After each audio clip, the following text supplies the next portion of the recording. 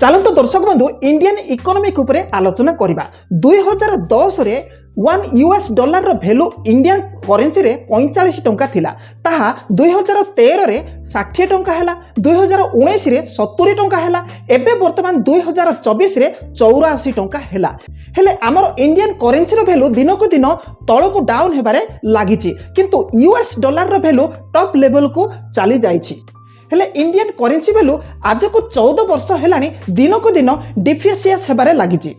एहार कारण होची भारत एक्सपोर्ट बदल रे इनपुट अधिक करूची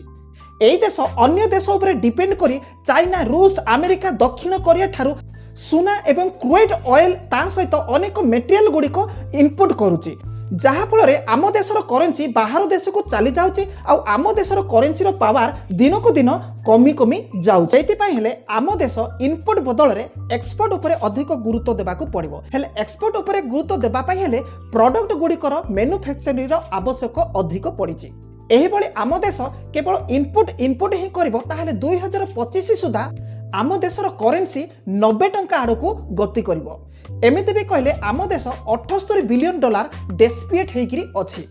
एही भली परिस्थिति रे आम देश केमिति निज देशर करेंसी रो पावर बढ़ाई पारिबो आ आपण मानकर ट्रिलियन सपन को साकार करिवो।